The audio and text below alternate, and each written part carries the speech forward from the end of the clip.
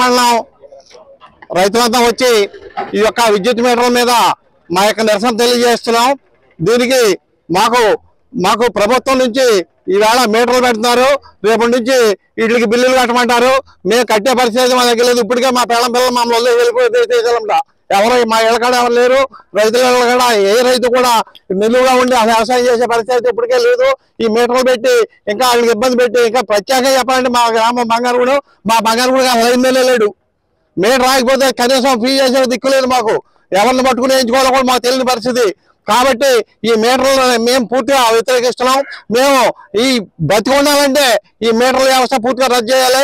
అంతేకాదు ఎరువులు, పురుగు మందులు ప్రతిదీ కూడా మేము కొనలేనంత పరిస్థితి ఉంది. మేము ఏది కొన్నా దాని మీద రేటు గుర్తించి చక్కగా ముద్రించి ఉంటుంది. మేము అమ్మాలంటే ఏది అమ్మే పరిస్థితి లేదు.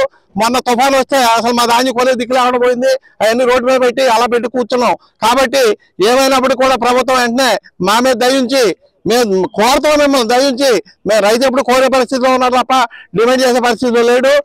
మేమందరం కోరేది ఏంటంటే మాకు ఈ మీటర్ల వ్యవస్థ వద్దు.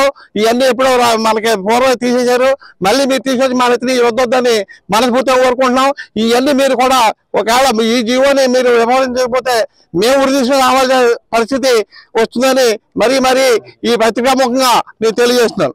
గవర్నమెంట్ వారికి మేము విజ్ఞప్తి చేసేది ఏమిటంటే, ఇప్పుడు మేము మొట్టమొదటి కూడా మరి 16 పైసలు కరెంటు దాకా మేము చాలా మరి ఇదిగా కట్టలేకపోయేవాళ్ళం. అంతలోకి మనకి రామారావు గారు వచ్చారు. రామారావు గారు వచ్చి మరి మీటర్కి 200 రూపాయలు కట్టుకునేవారు. కట్టుకుంటే మేము అలాగే వేస్తుండగా మళ్ళీ రాజశేఖర రెడ్డి గారు వచ్చారు. ఆయన వచ్చి మొత్తం మీటర్లు తీసేశారు. తీయడంతో మాకు రైతులు కథ తృప్తిగానే ఉండేది. తర్వాత ఏంటంటే ఇప్పుడు మాకు ఈ 10-12 ఏళ్ళ బట్టి మేము వ్యవసాయం చేసుకుంటున్నాం.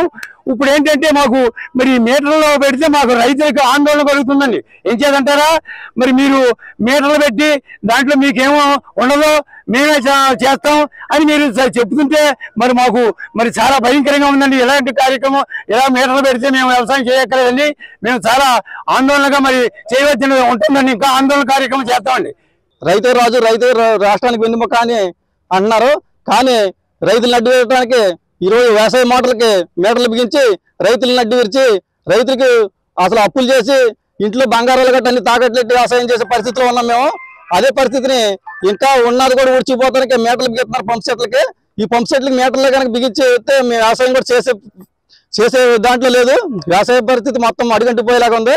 మా రైతులందరినీ కాపాడాలంటే ఈ మీటర్లు బిగించే జీవోని రద్దు చేయాలంటే ఈ జీవోని రద్దు చేయాలని చెప్పి రైతులందరి తరఫున మేము కోరుకుంటున్నాం. అలాగే రైతులు ఎప్పుడు కూడా అసలు వ్యవసాయం చేయడానికి ఎవరు రావట్లేదు ముందుకి. వ్యవసాయం చేసే వాళ్ళు పిల్లలకు కూడా ఎవరు పెళ్లి చేస్తా కూడా ముందుకు రావట్లేదు. అలాగే గవర్నమెంట్ అర్థం చేసుకుని ఈ వ్యవసాయ మీటర్లు బిగించే జీవోని వెంటనే రద్దు చేసి రైతులందరినీ కాపాడాలని చెప్పి కోరుకుంటున్నాం.